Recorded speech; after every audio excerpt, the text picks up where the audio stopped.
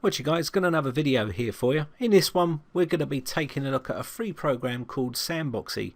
Now this one's been heavily requested for me to do a video on, so I thought I'd make a video and show you what Sandboxie is and what it can do. Now there's tons of people that made videos on Sandboxie, but I'm just going to do my take on it just to show you because you requested it. So here you can see we've got the free version here and there's a pro version. We'll be using the free version. Now what can Sandboxie do for us? Well, it can protect us against programs. For instance, if you download a program off the internet and you want to run it in a sandbox, you can do that, and what that will do is protect your main operating system and all your data. So if there was a moody program that you installed and it was a virus or something like that, it would be safe. And I'll show you all this in this video. I'm going to be putting some viruses on rootkits and stuff like that, and it will stop them from getting on the system. Also, it will protect you against zero-day exploits by using a virtual, well, not a virtual, but a sandbox browser. And also you've got some other bits and pieces. So if you're surfing the internet and you suddenly get hit by ransomware, as long as you're using your Sandboxie browser, you'll be fine. Okay, and I'll show you that in this video. So here we can see this is a normal browser, and how can we tell we're using a Sandboxie browser? Well, the Sandboxie browser has got this icon on your desktop, looks like a square, yellow square with red squares in it. Looks like a pizza. That's the way I would look at it. And we can open this up now, and you'll see a distinct difference. The distinct difference is when you click on this one, there is a yellow square around the outside. That means we are running in Sandboxie. On this one you can see there isn't one. Okay, so if you look at, say, Internet Explorer, if I open up Internet Explorer here, I'm going to come down and right click on this. Because we've got Sandboxie installed, I can run this in a sandbox, and it gives us this little box here, default box or run outside the sandbox. So I'm going to run this as administrator inside the default box, which is a sandbox. I'm going to agree to this, and this will then open up. Now we're in a sandbox in Internet Explorer. So that's how you can open up your browsers. So you can see we've got like this Internet Explorer, and you'll see these little hash marks on the outside. That means also that we are running in a sandbox, and it will be the same for programs and stuff. You should see these little hash marks, okay, and also the yellow square. If you don't see that, then you're not in your Sandboxie. Now also there is a Sandboxie controller.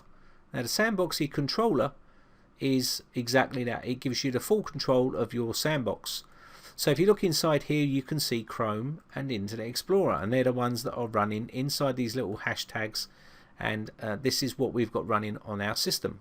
Okay, now if you wanted to close these down, you can do that. So let me just shut the non-Sandboxie version down, and let me just show you this part here. So this is the part where we're running in this sandbox, and it's all safe. So if we hit a ransomware on this browser right now, we would be fine because we are sandbox, and I'll show you that in a second.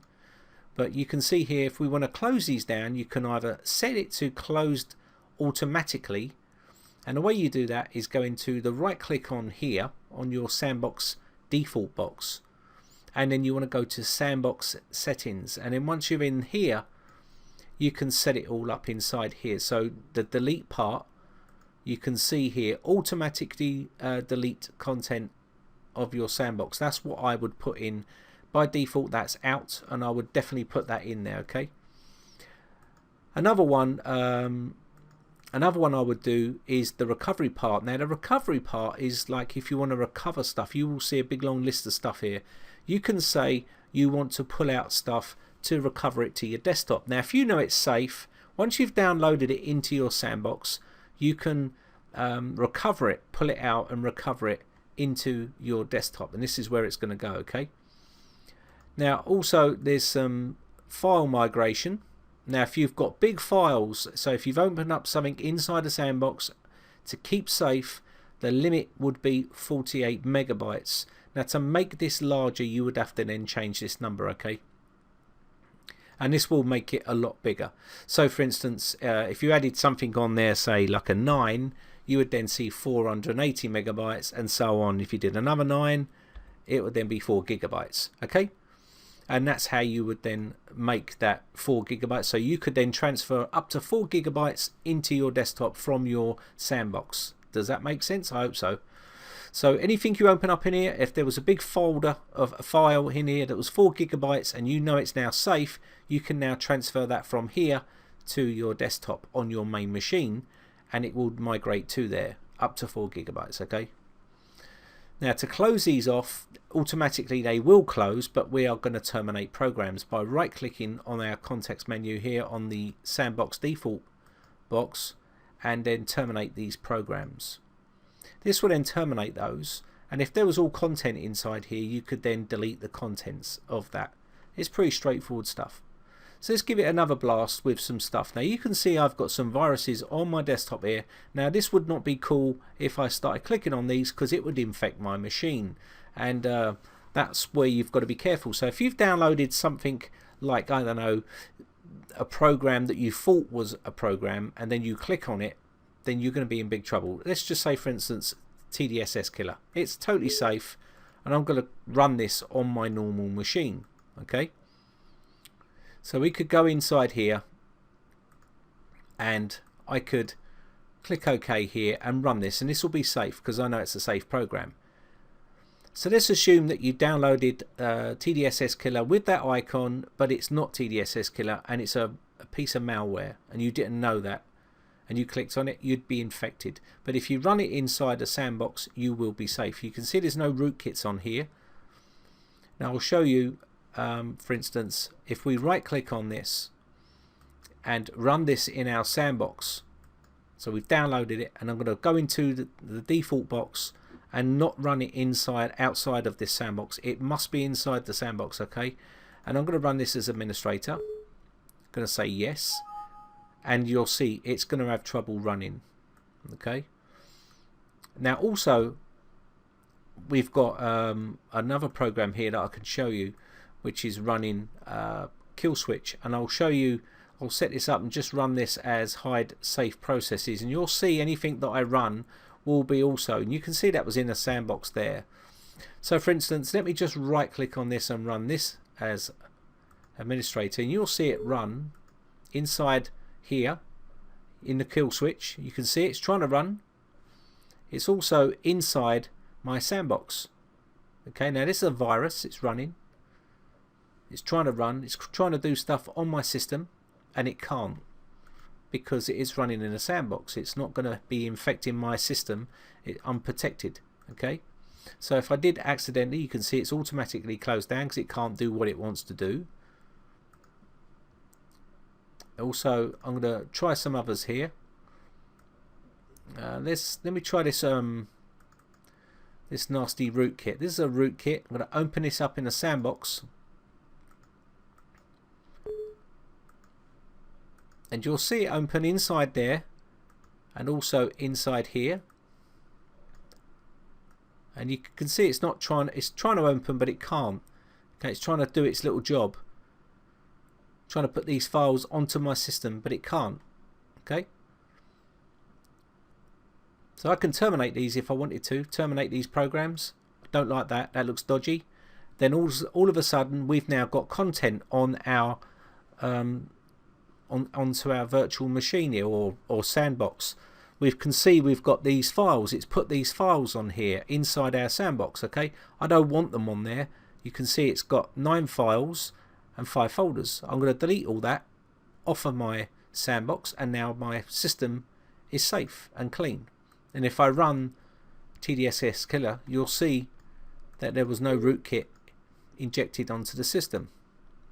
We just accept those agreements there. Let me just quickly show you. There's no rootkit still. Now once we've scanned this, you'll see it'll come up clean, and that's because there is no, and I will run Malwarebytes at the end of it. So this is the beauty of running a sandbox on your system, and also you've got your sandbox browser. Okay, now there's loads of other methods. You've got your Komodo virtual browser and all that sort of stuff. There's different ways of doing things if you want to do them. Okay, so let me just try something else. I've got some viruses here, as you can see. Now as long as I don't click on these directly, like if I started clicking on these now, it would infect this virtual machine and I will be infected. Now if I click on this one here, this is a white virus. You see me do this the other day. And if I open up my Killswitch here and also open this up like so, and we'll open this up here, and I'm going to try to infect, right click and run this as a sandbox, run as administrator. You'll see it'll try and do its thing. It's in my processes here. It can't do its thing. It's inside here. It's trying to do some stuff. It can't do it. I'm going to close that off and it will just go away. It's inside this sandbox. It can't do no damage, and this will be the same for any of this, okay, that I do. So it doesn't matter what it is, as long as you're being very careful not to double click on them, that'll be fine. Now to download stuff, you can also do that and run that in the same way. So if I've downloaded any of these and I thought they were programs, that's how you would do it. So let me just quickly do a couple of more and you'll see that pretty much the system, it's trying to do stuff here. You can see it can't do what it wants to do because we're running in a sandbox, and this here is in a sandbox because you can see there's little hash marks. Now I don't want to recover that because that's in there, so I'm going to close that. I'm going to terminate this, terminate the processes and delete the content if there was any there, and it'll be gone. Okay, so basically that's how you can do that. Let me highlight them all and see if I can't highlight them all and run them into a sandbox. I can do that many. Okay, so let me try and do that then. So I'm going to run these into a sandbox, and you'll see loads of them go into a sandbox here. Okay, I'm going to run that one in there, and that one, and that one. You can see they're trying to run, but they can't.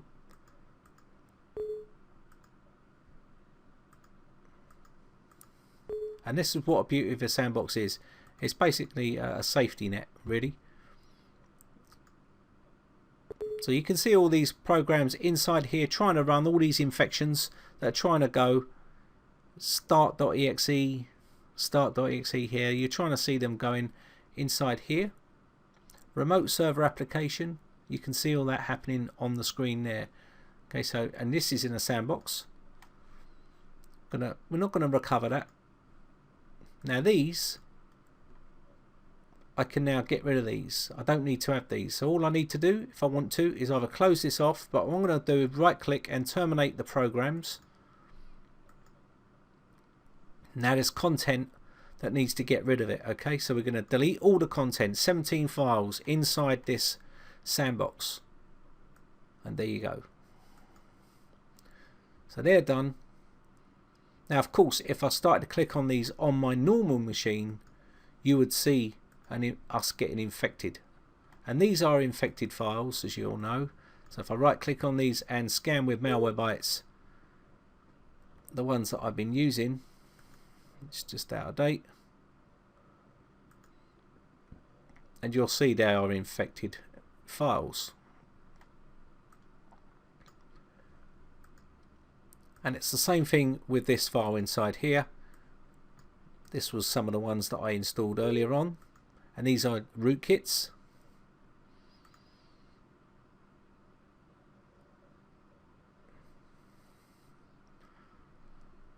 Okay, you can see that, and these ones as well. So that's basically what a sandbox can do for you. It can protect you and stop you getting infected. Now also you can see here TDSS and ransom.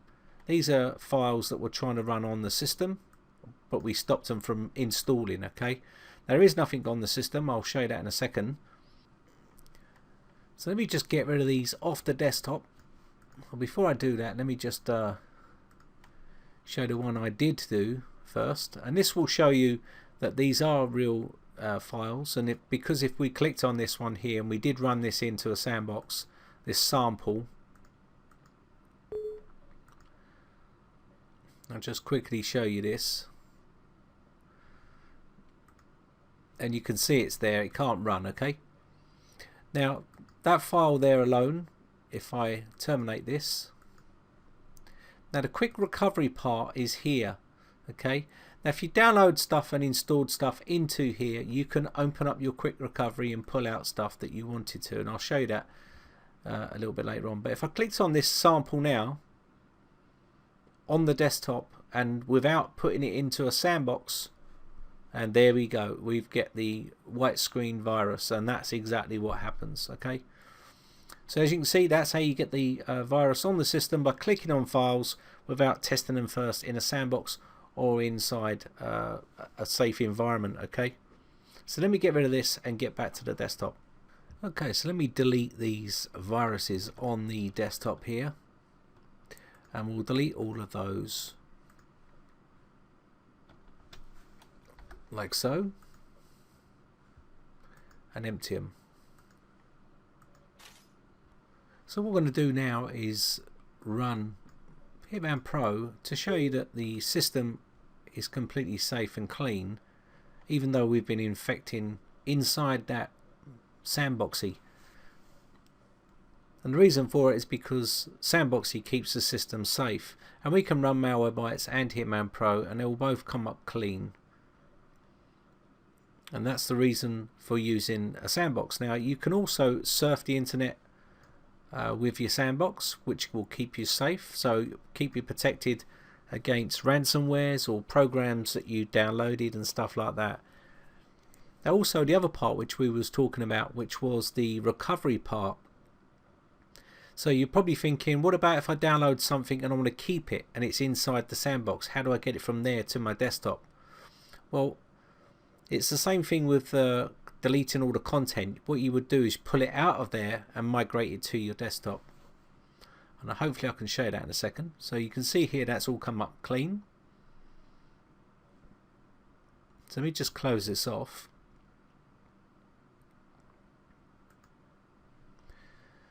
So here you've got your browser. You can see it's here now. I'm trying to think of what we could download. So for instance, if I went to say CCleaner and we'd download say that,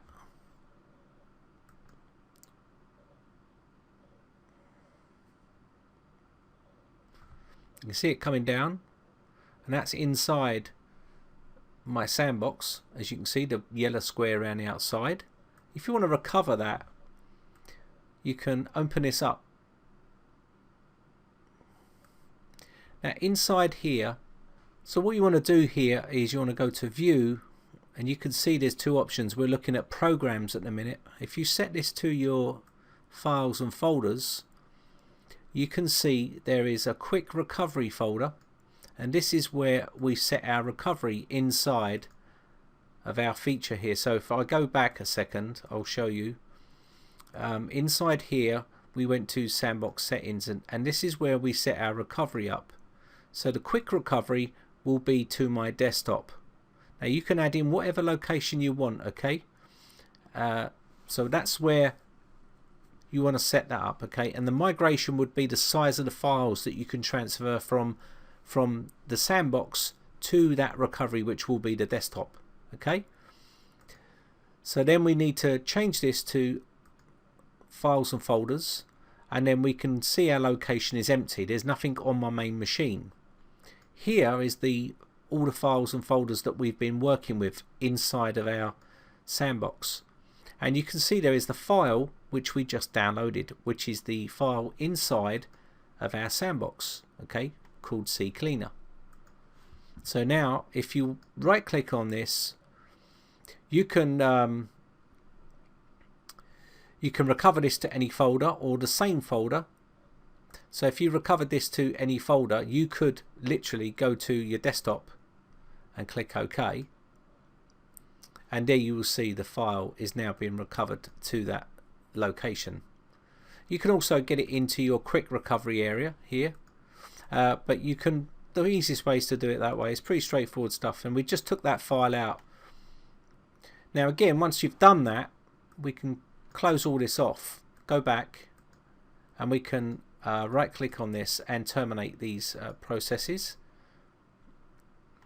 Okay, now we've got our file on our desktop, which we downloaded into that from that Sandboxie. Now you could right click and run this into a sandbox, okay, just to make sure it's safe. So if you wanted to install into a sandbox, this is how you would do it. You'd run this in your sandbox. You can see you've got your hash marks there and it's in a yellow box. So you go like this and then you just go through the motions here. Okay, now if this had open candy in it, which it hasn't, you would then know. Okay, you can see even though the redirecting page is also open inside the sandbox, and the program is running inside of our sandbox. It's that simple. Okay, so I hope this clears it up for you. It's pretty straightforward, but that's how you can use Sandboxie to its full potential. Okay, so when I close this off, that's now, you can see here it's closed. There's nothing inside here, and the system is completely clean. So I hope you like this video. My name is Brian from briteccomputers.co.uk. If you enjoy the videos, then hit the like button, guys. It really does help me out. And also hit the subscribe button if you want to keep up to date when I upload new videos. So I hope this answers all your questions about Sandboxie. If you've got any more questions you want to know about it, or anything that you want to know, then leave the comments down below. Or if you've got any video requests, just like these guys did about this program, then also send me a message in the comments section below. I do read all the comments and I'll try and reply to as many as I can. Okay, so thanks again for watching, guys, and thanks for your support. Bye for now.